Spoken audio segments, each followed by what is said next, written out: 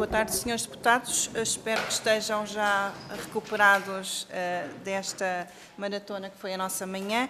Vamos prosseguir então para a terceira ronda, desta vez a requerimento do Grupo Parlamentar do Partido Comunista sobre as dificuldades de funcionamento dos serviços de urgência, e dou a palavra à deputada Paula Santos. 4 minutos, por favor, tem a palavra. Muito obrigada. Senhora Ministra, já hoje muito discutimos relativamente à situação da saúde.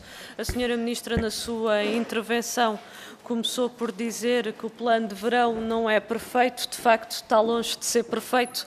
É mais um plano de encerramento e que continua aquilo que tem sido as opções do anterior governo de encerramento de urgências. Nós já tivemos a oportunidade de referir que só gera insegurança, que só gera desconfiança e que leva também à concentração de utentes nas urgências que estão abertas, levando também por essa via ao aumento dos tempos de espera. Obviamente que nada disto era aquilo que era desejável. Aquilo que deveria o Governo estar empenhado era de encontrar as soluções para que estes serviços de urgência estivessem efetivamente abertos 24 sobre 24 horas. É disso que nós estamos a falar, porque se olhamos para o mapa até refere que está aberto, mas depois funciona das 8 às 20, ou das 8 às 24, ou das 8 às 22, e que há de facto um período que está encerrado, e isso também é enganador. E, portanto, a primeira questão que eu gostaria de lhe perguntar é que medidas, que soluções, que caminhos, o que é que está a ser feito para assegurar que as urgências, seja as de pediatria, as de obstetrícia e de ginecologia que hoje existem no nosso país, estão de facto a funcionar 24 sobre 24 horas e garantir essa segurança que é necessária às populações. É que este encerramento, chame-se como quiser, rotativo, temporário, a verdade é que ele vai ocorrendo e só beneficia de facto os grupos privados. Senhora Ministra, hoje é notícia, por parte da entidade reguladora da saúde, que há grupos privados com publicidade enganosa a dizer que têm serviços de urgência, serviços de atendimento permanente e unidades privadas sem terem licença para tal, sem disporem dos meios e dos recursos para tal. E isto, de facto, só revela mesmo aquela que é a postura, a atitude por parte destes grupos privados. A preocupação não é a saúde. Estão sempre a ver como é que pode haver mais uma oportunidade de negócio. Estão sempre a ver como é que podem extorquir mais dinheiro aos utentes, porque é isso que nós estamos aqui a falar. E esta situação concreta que hoje foi tornada pública, quanto mais 400 denúncias, é de facto muito preocupante. Mas olhamos para aquilo que são as opções deste Governo e aquilo que identificamos é que não há medidas, soluções sérias para reforçar a capacidade do Serviço Nacional de Saúde e, na prática, é o Governo, com as suas opções, que acaba por alimentar todas estas atitudes dos grupos privados que são inaceitáveis, que são reprováveis, que só querem enganar as pessoas e, de facto, obter mais lucros. Há pouco a Senhora Ministra falava relativamente aos cuidados de saúde primários e a verdade é que aquilo que seria necessário era haver um reforço da resposta para a situação de doença aguda mais ligeira. A este nível, existiu já muitos serviços que foram encerrados. É verdade que alguns centros de saúde têm respostas até às 20, ou que têm algumas respostas ao fim de semana até às 16, mas precisava de ser muito mais alargado, porque a doença não escolhe hora. Acontece. E as pessoas, quando se sentem doentes, vão procurar ajuda. É natural que o façam.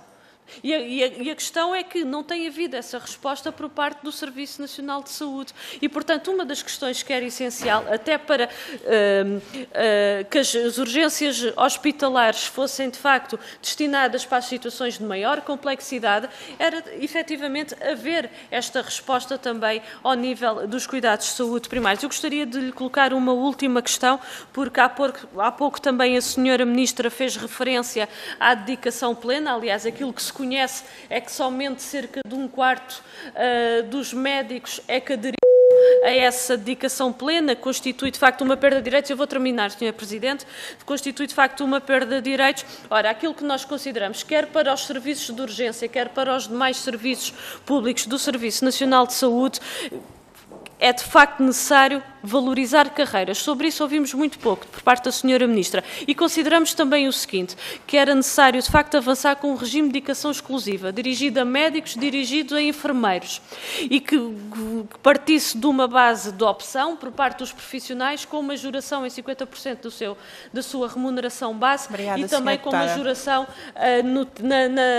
para a progressão na carreira. A Sra. Ministra admite uma solução como esta que o PCP está aqui a propor? Faça favor, Sra. Ministra, tem a palavra para responder. Tem 4 minutos também. Obrigada. Senhora Deputada, muito rapidamente, nós já falámos hoje aqui muito de urgências e eu talvez me tenha antecipado um bocadinho de algumas respostas agora a este momento, mas a única aquilo que creio que posso reforçar é que estamos completamente de acordo que reforçar aquilo que é a resposta ao nível dos cuidados de saúde primários para as situações de doença aguda deve ser uma parte muito importante do caminho que temos na chamada reorganização das urgências. Deixe-me dar-lhe um dado que há pouco não dei. Um dos aspectos que vai ajudar a que isso aconteça, e há muitos anos que falamos nisto, governo após governo, e agora com o PRR digamos, um bloco importante, é que nós estamos a implementar, a construir centros de diagnóstico integrado que podem ajudar muito a que estes, digamos, serviços de atendimento nos cuidados de saúde primários para situações agudas possam ser procurados pelas pessoas para uma maior resolução.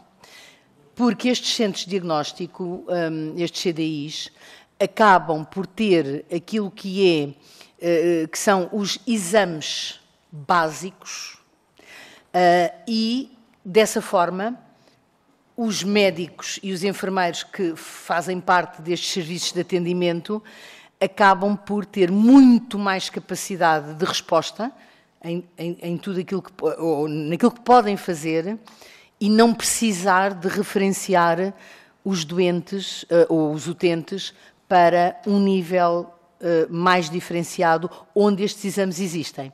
Estamos a falar de coisas como, a Sra. Deputada conhece muito bem este tema, coisas como química seca, como um raio-x, um eletrocardiógrafo, ou seja, coisas que realmente são muito relevantes e podem fazer muita diferença. Uma pequena sala de tratamento, nós vimos isto em algumas zonas do país. Nós já tivemos uma coisa semelhante, que eram os SAPs, também tinham algumas imperfeições, mas, no fundo, repare, nós já fizemos... Pronto, mas lá está, nós já tivemos várias experiências que nos podem agora inspirar para, e agora falo dos cuidados de saúde primários, exatamente, podem nos inspirar a melhorar, não só a aumentar a oferta, e a melhorar a oferta, não é só aumentar, é garantir mais qualidade e mais satisfação dos utentes, porque quando nós temos um utente, a senhora deputada, que está 14 horas ou 15 horas à espera, porque é verde, e está verde de triagem, e está sentado 12 ou 13 ou 14 horas à espera de ser visto, numa urgência de fim de linha, isto não é um serviço de boa qualidade, como é óbvio, mas é pior, é um serviço que também cria algumas inseguranças, porque sempre que estamos num hospital onde não precisamos de estar, no meio de muita gente que tem diversas situações agudas e complexas, estamos a aumentar a probabilidade até para nós de entrar numa situação e sair de lá com outra. E por isso eu concordo consigo, eu acho que nós estamos em desacordo. É aumentar esta capacidade dos cuidados de saúde primários, sem dúvida. Muito obrigada, Sra. Ministra. Passo de imediato a palavra à deputada Susana Correia, do Grupo Parlamentar do Partido Socialista. Tem 6 minutos. Muito obrigada, Sra. Vice-Presidente. Sra. Ministra, sobre este requerimento, agora um bocadinho mais específico no assunto que nos traz. Sobre as dificuldades de funcionamento dos serviços de urgência, Sra. Ministra, a primeira coisa que eu consigo dizer aqui tem a ver mesmo com os títulos que nós acompanhamos sobre o novo mapa interativo com escalas das urgências, que já está disponível e que estará atualizado todos os dias, mas sabemos que esse mapa tem falhas de informação. A Sra. Ministra falou na anterior audição que nós temos tecnologias ao dispor que não é provável que essas tecnologias não sirvam coisas tão simples como esta. Nós também achamos que ter esta ferramenta e não disponibilizar dela o melhor que se pode dar de informação, de transparência ao utente, é o mesmo que lhes dizer, vamos tirar o papel de encerrado das portas, mas a verdade é que está encerrado. Mas é através da tecnologia que nós não estamos a usufruir para dizer ao utente quando efetivamente é que o serviço está disponível. E o utente, certamente, tem melhor serviço se essa informação for disponibilizada do que se andar à procura dela de outra forma qualquer. O portal não tem erros, pode não ter erros, mas não tem a informação útil, simples, que o utente procura. Nós ouvimos falar aqui de literacia, também temos que ter empatia com o utente e quem é que procura este tipo de informação. Se nós achávamos inicialmente que o papel não era suficiente, achamos que usando as novas tecnologias, e como a Sra. Ministra falou e bem, estão ao nosso serviço para um conjunto de ferramentas que devemos aperfeiçoar, devemos mesmo aperfeiçoar e colocá-las ao serviço do utente. E acho que isto é um mecanismo importantíssimo para os serviços de urgência e pela forma como nós estamos a gerir a rede, e como estamos a fazer a gestão eficiente dos recursos que o país e que o Serviço Nacional de Saúde tem. A Sra. Ministra também teve a oportunidade de nos falar que às vezes somos precipitados com a informação de que os médicos não estão disponíveis. E eu pergunto se nós não mantemos um sistema de escalas planeadas. Eu também já trabalhei num hospital e não acredito que todos os dias sejamos surpreendidos com faltas que não são contempladas nas escalas planeadas. Mal vamos em termos de gestão de recursos humanos se isso acontece. Eu penso que não é o caso, das realidades que eu conheço não são o mesmo caso. Há uma gestão muito eficiente das escalas de recursos humanos, atempada, mais do que mensal até, portanto, dizer que estamos surpreendidos com falhas, pode haver falhas pontuais, não me parece que seja uma regra aqui na questão que nós estamos a falar. Isto para terminar num assunto que foi transversal, e é transversal em todas as políticas, que são os recursos humanos. A Sra. Ministra falou da PLANAP, falamos também, e eu acrescento aqui, de um grupo de trabalho que foi criado no anterior governo, que fez um estudo sobre a planificação dos nossos recursos humanos, e sabemos que estamos com números assustadores na necessidade de podermos saldar a questão dos recursos humanos que saem com aqueles que nós precisamos que entrem. E apesar deste ambiente positivo que a Sra. Ministra fala sobre a negociação com as carreiras, a pergunta que se impõe é, prescindindo, e eu já tive a oportunidade de dizer isto aqui, prescindindo de um plano simplex que tínhamos para reter também os médicos estrangeiros, embora a Sra. Ministra tenha dito na anterior audição que temos o LIS muitíssimo satisfeitas com a fixação de médicos estrangeiros, nós agora abdicamos dessa oportunidade e dessa medida. Como é que nós vamos aumentar este saldo líquido dos recursos humanos? Através dos cursos de medicina, através da necessidade do país de informação médica, e eu vou citar este estudo. Portugal precisará de formar mais 10.700 médicos nos próximos 12 anos. Sra. Ministra, eu não acredito que seja a pedir aos médicos para fazerem mais horas extras, que seja a pagarmos por ato ou que seja em produção adicional. A Sra. Ministra defende, e eu reconheço, defende o Serviço Nacional de Saúde.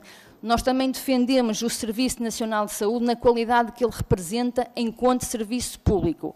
E a ameaça que todos concordamos ao Serviço Nacional de Saúde é a falta de recursos humanos.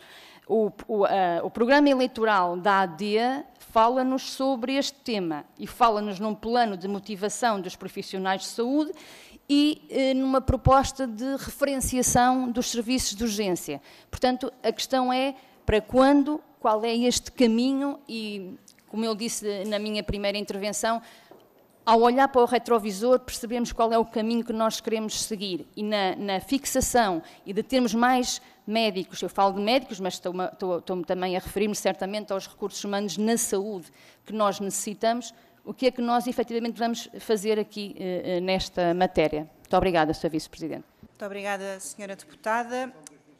Para a resposta tem ao mesmo tempo a Sra. Ministra, 6 minutos. Obrigada. Obrigada, Sra. Presidente.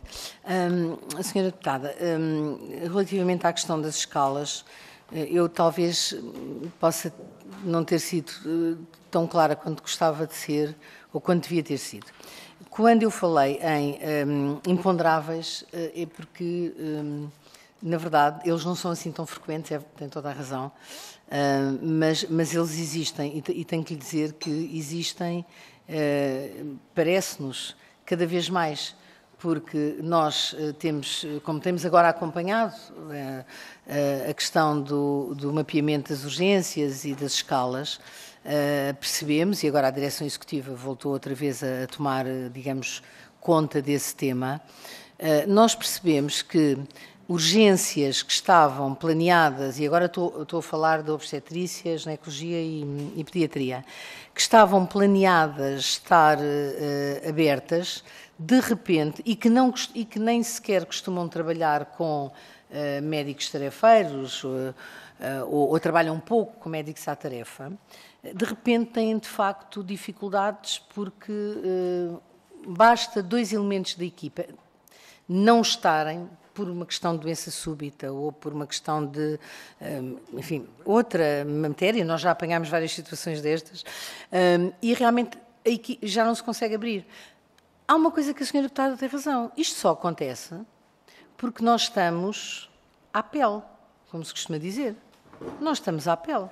Porque senão isto não acontecia, não era por haver uma pessoa, 2 pessoas ou 3 pessoas numa equipa de urgência. Na urgência geral, nós também temos situações dessas, que as escalas estão feitas, os mapas estão feitos, os quadros estão feitos e há 2 ou 3 pessoas que não podem vir e de repente ou se consegue substituir ou se não se substituir também, enfim, também a urgência não é dramaticamente afetada. Mas quando estamos a falar de obstetrícia e pediatria, não é a mesma coisa, até porque existem números muito claros sobre os elementos que a equipa deve ter, em função da assistência que tem que prestar, e a Sra. Deputada conhece-os, e, quer queiramos ou não, são situações, na sua maioria, quando decidem fechar, são questões realmente de segurança, ou seja, não é só o não cumprimento do número de efetivos com as devidas competências que a Ordem dos Médicos indica. É mesmo, por vezes, como estamos à pele, uma questão de segurança, porque não podemos ter médicos, não podemos ter equipas muito reduzidas e sem, digamos, o nível de senioridade que precisamos. E, portanto, eu estou muito de acordo consigo quando diz que esta é uma matéria que nós temos pouco tempo para resolver e quando a Sra. Deputada me pergunta quanto tempo é que vão levar a resolver isto, eu há pouco não me queria repetir para não ser cansativa para os senhores também e para as senhoras, mas nós não temos mais do que 9 meses para procurar resolver estas matérias. E quando eu digo resolver, deixe-me dizer, eu pelo menos, eu não sei se alguma vez conseguiremos resolver é uma palavra muito definitiva, mas pelo menos garantir maior previsibilidade. Vamos lá ver, eu acompanho-a nessa preocupação. Este pacote que nós, enfim, estudamos para que os médicos pudessem, querendo, fazer horas, que já hoje fazem, Sra. Deputada, os médicos, a partir de maio, já não têm 250 nem 150 horas. As horas que estão a fazer agora, estamos a falar das equipas do SNS, as horas que estão a fazer agora, estão a fazê-las a valores de remuneração que são baixos. O que este diploma vem trazer é, já que estão a fazer as horas, que as façam a um valor, em primeiro lugar, indexado àquilo que é a sua carreira profissional, porque o valor hora de um sénior deve ser diferente de um valor hora de um recém-especialista, mas também para lhe dizer que os valores, mesmo para os menos, digamos, séniores, mas já especialistas, são valores que, pelo menos, não são inferiores àquilo que um médico tarefeiro que está ao lado deles recebe e oferece. E a senhora dir-me-á, então porquê é que mantemos esta situação de ter médicos tarefeiros? Já falámos sobre isto, já nos vamos conhecendo, não é? Com várias vezes que nos encontramos. Também gostávamos de não precisar de ter. Mas a verdade é que o sistema evoluiu desta maneira. E nós hoje temos zonas do país, e nem sequer estamos a falar dos grandes centros, mas também podemos falar dos grandes centros. Mas temos zonas do país onde, se não tivermos médicos que trabalham de forma tarefeira, aí não temos mesmo urgências disponíveis. Muito obrigada, Sra. Ministra. Passo agora a palavra ao Grupo Parlamentar do PSD, deputado Miguel Guimarães. 6 minutos. Tem a palavra. Muito obrigado, Sra. Presidente, Senhoras e Senhores Deputados, Sra. Ministra da Saúde e a restante equipa.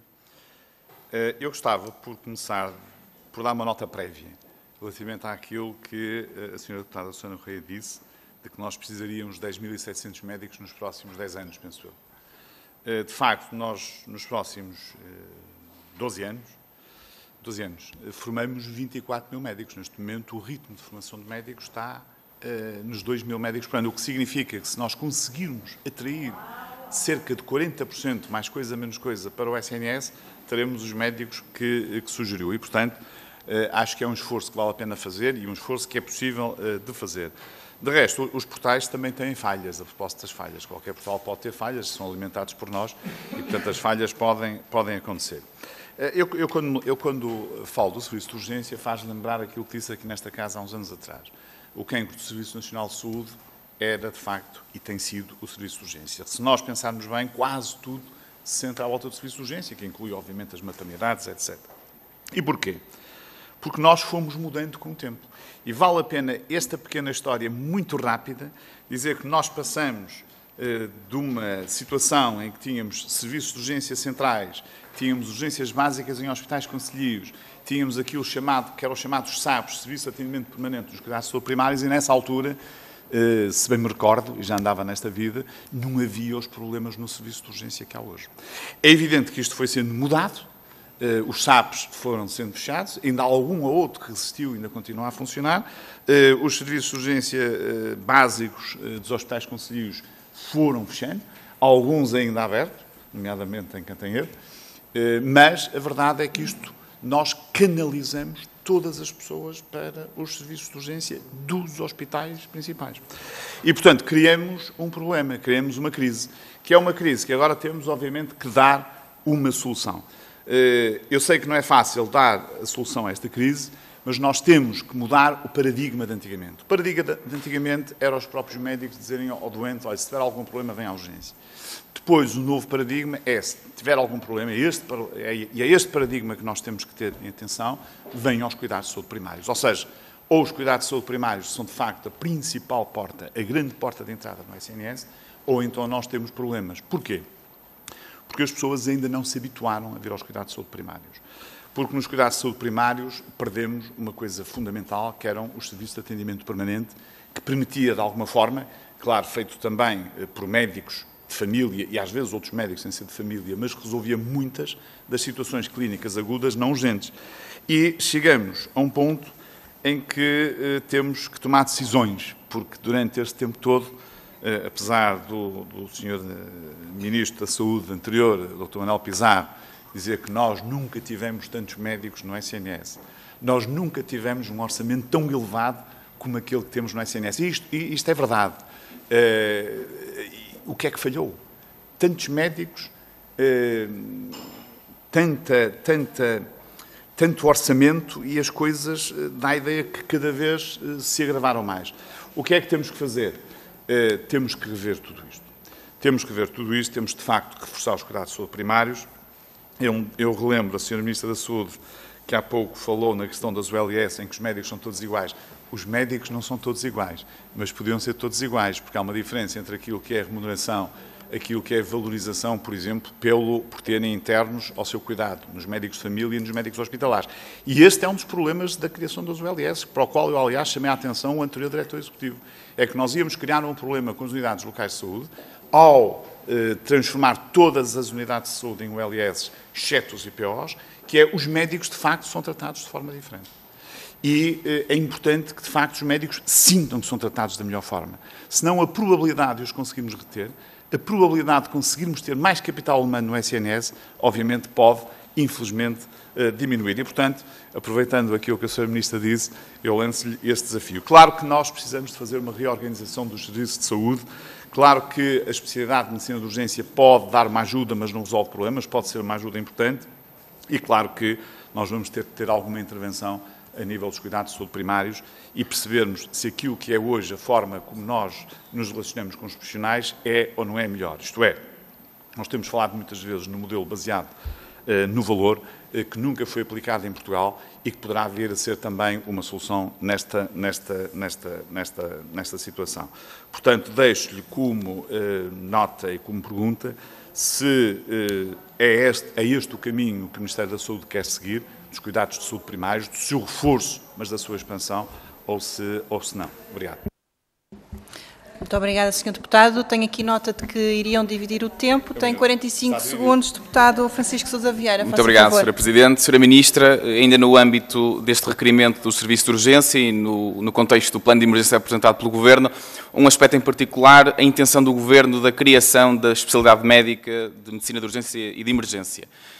Sabemos que a Ordem dos Médicos aprovou esta semana a criação de um grupo de trabalho para acompanhar esta implementação, que já a própria sociedade dentro do setor, nomeadamente mais de 50 diretores de urgência, já tinham manifestado a necessidade de urgência, a necessidade urgente de criação desta especialidade, e a pergunta que faço é muito simples: se o Governo irá concretizar aquilo que está plasmado de tentar abrir, já no próximo ano, vagas de acesso a esta especialidade para que possamos suprir as dificuldades do acesso ao serviço de urgência. Muito obrigado.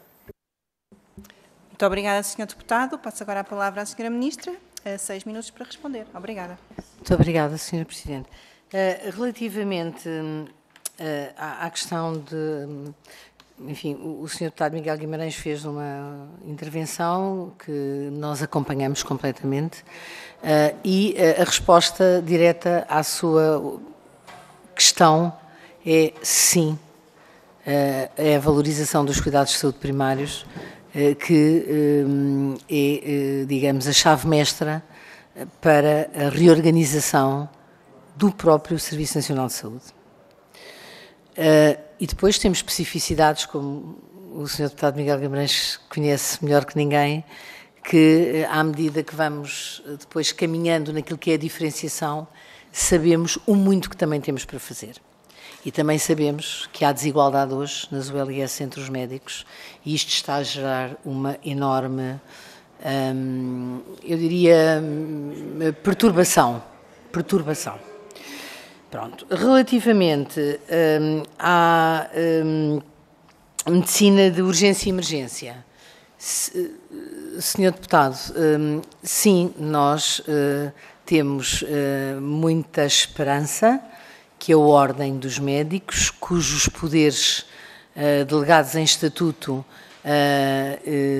digamos, consagram a criação das especialidades, subespecialidades e competências, possa brevemente e depois de anos de trabalho árduo, porque estas coisas não se fazem de um dia para o outro, possa efetivamente chegar dentro da Ordem à criação da especialidade. E nós mantemos o nosso objetivo e o nosso compromisso, que é abrir vagas para esta especialidade. Acreditamos sinceramente, mas cá estaremos também para ver o que é que vai acontecer com, digamos, a decisão da Ordem, não é? Que é soberana naquilo que lhe compete, mas, naturalmente, cá estaremos depois para fazer o que tivermos a fazer no sentido de, enquanto Governo, podermos viabilizar que existam equipas dedicadas de urgência e que tenhamos efetivamente vagas para a especialização em medicina de urgência. Por isso o Governo não se demitirá, isto tudo para dizer que, respeitando naturalmente de sobremaneira aquilo que é a relação com as ordens profissionais e com os seus estatutos, o Governo não se demitirá de fazer aquilo que é a sua função e tomar as suas decisões. Muito obrigada, Sra. Ministra. E para uma última intervenção, dou a palavra ao Grupo Parlamentar do Chega. Deputado Rui Cristina, faça favor, tem também 6 minutos. Muito obrigado, Sra. Presidente.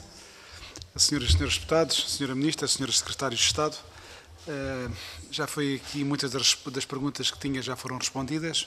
De qualquer das maneiras, há que fazer aqui uma resenha do que se está a passar em Portugal relativamente aqui às urgências de emergência. Ou seja, mesmo aqui a apresentação do Plano de Emergência de Saúde, enfrentamos dias críticos com urgências de obstetrícia e de pediatria fechadas em todos os países, em todo o país, com vários severos constrangimentos. A região, como nós sabemos, de Lisboa e Val do Tejo continua a ser a mais afetada, com o maior número de urgências condicionadas ou fechadas. No passado fim de semana, a urgência de Portimão, no Algarve, operou sem especialistas. Em Faro havia apenas 2 especialistas disponíveis. Na Grande Lisboa, 4 urgências estavam encerradas e até o próprio bastonário da Ordem dos Médicos afirmou que não há plano de verão ou inverno capaz de contornar o que está a acontecer no Serviço Nacional de Saúde. É um problema premente, é um problema que nos afeta a todos, e o que lhe gostaria de perguntar era se esta lógica de fecho de intermitente de urgências vai se prolongar até quando? Até ao final do verão? Depois vamos avançar para uma reforma, para uma reformulação das urgências, de modo a colmatar todas estas carências, embora nós saibamos a dificuldade que há em contratar profissionais de saúde, já aqui foi dito. A verdade é que nos últimos 8 anos, principalmente nos últimos 8 anos, houve um êxodo dos profissionais de saúde do público para o privado, e isso é incontornável e nós temos que combater isso. Também, na passada quinta-feira, o Conselho de Ministros aprovou um suplemento remuneratório temporário excepcional para as horas extraordinárias dos médicos, considerado necessário pelo Governo para garantir o funcionamento dos serviços de urgência. No entanto, a FNAM acusou o Governo de querer pagar o trabalho suplementar ao preço do trabalho normal, sem limites máximos, até ao fim do ano, comprometendo assim até a própria segurança dos doentes, as palavras deste sindicato. Como é que a Sra. Ministra reage a estas acusações por parte da FNAM? A falta de profissionais de saúde, como já aqui disse anteriormente, e outros deputados de outros partidos também já aqui o anunciaram, é aqui um dos principais motivos para o caos nas urgências, mas também queria alertar e queria dizer e anunciar que mais de 3.000 médicos poderão se aposentar, com aproximadamente 3.200 médicos do SNS que vão cessar funções até 2026. Que planos é que tem o Ministério da Saúde para enfrentar esta problemática e como é que pretende atrair mais médicos para o SNS? Esta é a pergunta de ouro que todos nós gostaríamos de ver respondida e gostaríamos que este problema fosse também resolvido. Deixei também aqui para o fim as 2 perguntas que eu acho mais prementes, que poderão ser valiosas. O anterior diretor executivo do SNS, o Dr. Fernando Araújo, considerava que a organização das urgências metropolitanas do Grande Porto considerava que era um modelo exemplar e que deveria de ser replicado por todo o país. A alternância de disponibilidade de especialidades entre os hospitais de Santo António, de São João e Vila Nova de Gaia tem sido bem sucedida. Poderia ser adotada para outras áreas metropolitanas. A Sra. Ministra acha que é viável ou se pretende replicar este modelo de urgências metropolitanas do Porto para o resto do país? E gostava que me respondesse, sei que isto teve a ver com outra audição, com a audição regimental, mas não me respondeu e eu gostaria que me respondesse, se possível, que é relativamente à tal promessa que o Sr. Primeiro-Ministro fez durante a campanha eleitoral relativamente aos hospitais das PPPs, se o Governo vai cumprir essa promessa e de reintroduzir as PPPs a nível dos hospitais. Muito obrigado, Sra. Ministra. Muito obrigada, Sr. Deputado. Para responder, tem a palavra, Sra. Ministra. Muito obrigada, Sr. Deputado. Vou começar pelas PPPs para não ficar sem resposta. Eu há pouco abordei o tema, talvez não tenha sido muito clara, mas a questão é esta. A PPP é, como todos sabemos, um modelo de contratualização, certo? Pronto. E a nossa resposta pode parecer vaga, mas nós não temos, neste momento, um mapa de hospitais onde amanhã vamos propor que, em vez de termos aquele modelo, passemos a ter um modelo de PPP. Isso não existe neste momento. Deixe-me dizer, Sr. Deputado, salvo melhor opinião, porque temos que ser humildes e há quem pense melhor que nós, não nos pareceria sequer razoável. Mais uma vez, nós temos, neste momento, continuamos a ter projetos em PPP. Primeiro, ainda temos uma PPP, pronto, e esse contrato PPP até, enfim, mesmo sendo naturalmente, e nós aceitamos muito humildemente isso sujeito a críticas, neste momento até está em avaliação poder, digamos, cumprir serviços adicionais na área da medicina geral e familiar na região Amadora, Sintra, Cascais. Portanto, vamos lá ver, para nós, como eu já referimos várias vezes, a única, o LIS que não foi feita com digamos, com uma seleção ou delimitação territorial e de acordo com os modelos de referenciação dos respectivos habitantes, foi exatamente Cascais, e admitimos que possa ter sido porque Cascais é uma PPP e possa ter havido dificuldades em integrar o hospital em regime de PPP, mais uma vez, é um regime de contratualização, e possa ter sido, pronto, não ter sido possível fazer essa integração. Mas o que lhe quero dizer é que nós sempre, enfim, e com a PPP de Cascais também, faremos essa integração. Aliás, temos em estudo, exatamente, com a própria Câmara de Cascais, a possibilidade de conseguir fazer uma ULS, assim tínhamos número de habitantes para o fazer, exatamente, porque já hoje há uma parte desses habitantes que vão para, no fundo, que são de outra PPP, que são de outra ULS, mas acabam por ser referenciados para ali. Pronto. Portanto, sobre as PPPs, deixe-me dizer-lhe que não temos nenhum problema, bem pelo contrário. Agora, há uma coisa que também temos que dizer, porque isto também é preciso ser dito. Nós temos hoje 39 ULS e 3 IPOs. E a gestão que hoje temos é uma gestão que tem que ser acompanhada. Estes gestores foram nomeados em janeiro deste ano, alguns já estariam, mas muitos deles são pessoas com muita experiência, outros talvez menos, mas, na verdade, são esta experiência das ULS, tudo isto se integra, tem que ser acompanhada. E, além de ser acompanhada, este quadro de autonomia é muito relevante para que nós possamos também vir a comparar aquilo que é comparável. Ou seja, podermos ter níveis de eficiência no setor público, nas EPEs, que são empresas públicas, como podemos ter no setor privado. Sempre que, e por muito vago que isto lhe possa parecer, sempre que nós percebermos e tivermos evidência de que há uma determinada, digamos, uma determinada organização, seja ela o LIS ou no futuro, digamos, complexo hospitalar, que seja atrativa sob o ponto de vista da gestão em PPP, não deixaremos de a estudar. Aliás, até temos mecanismos dentro do Ministério das Finanças e uma unidade própria para isto, que não estuda só PPPs de construção, estuda PPPs clínicas, gestão clínica e até, deixe-me dizer-lhe, hoje em dia, que nós nunca falamos, PPPs ao nível da gestão tecnológica dos hospitais.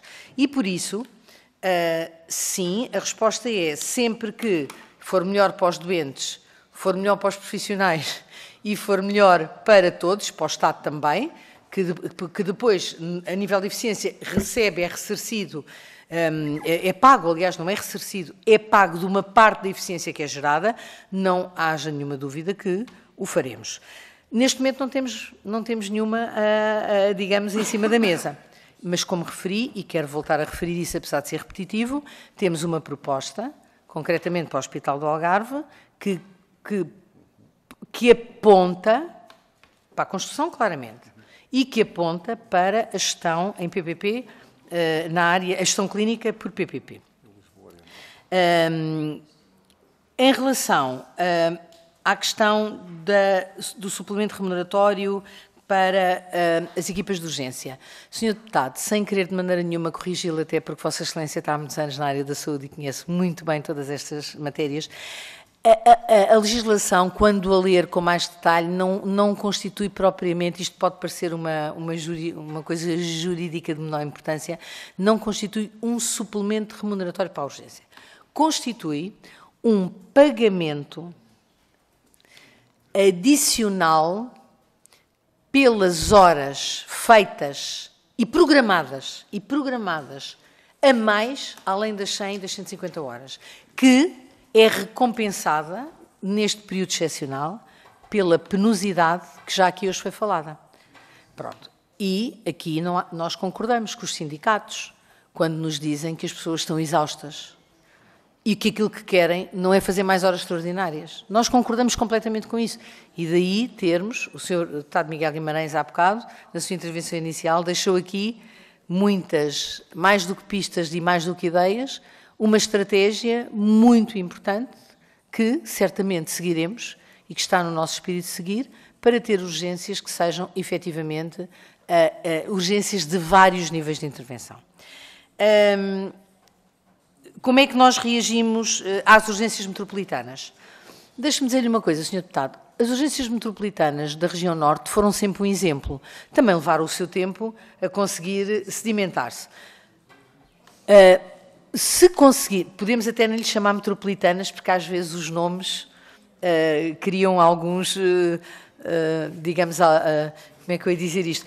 Criam uma espécie de marca negativa, porque as urgências metropolitanas, digamos, a baixa-leiria, como eu costumo dizer, nunca foram muito bem recebidas. E houve um grande esforço, e temos 2 ou 3 urgências metropolitanas, não lhe posso dizer que funcionam, se calhar, na perfeição, mas, e precisam de revisão, mas até se conseguiu. Agora, eu não lhe posso dizer de uma maneira definitiva que nós conseguiremos adotar exatamente o modelo da urgência metropolitana, enfim, para sul do país, portanto, Lisboa e Val do Tejo e a sul do país, que procuraremos tirar da urgência metropolitana o melhor que ela tem, isso sem dúvida. Sendo que, e deixe-me terminar dizendo-lhe isto, quando nós subimos ao nível da diferenciação, como há pouco o Sr. Deputado Miguel Guimarães aqui nos levou através de uma viagem retrospectiva, que pode ser a projeção de um futuro próximo, aos vários níveis, quando chegamos ao nível da diferenciação dos centros de trauma, da materno-infantil diferenciada, das vias verdes, nós aí estamos claramente a falar da possibilidade de ter que trabalhar mais em equipa, de forma mais concentrada. Porque estamos a falar do mesmo nível de diferenciação. E aí há todo um trabalho para fazer. E se houve uma coisa que eu aprendi na vida, é que não se faz por decreto. Muito obrigada, Sra. Ministra. Resta-me agradecer uma vez mais a vossa presença aqui nesta comissão e dou por encerrada esta reunião. Muito obrigada. Bom almoço a todos.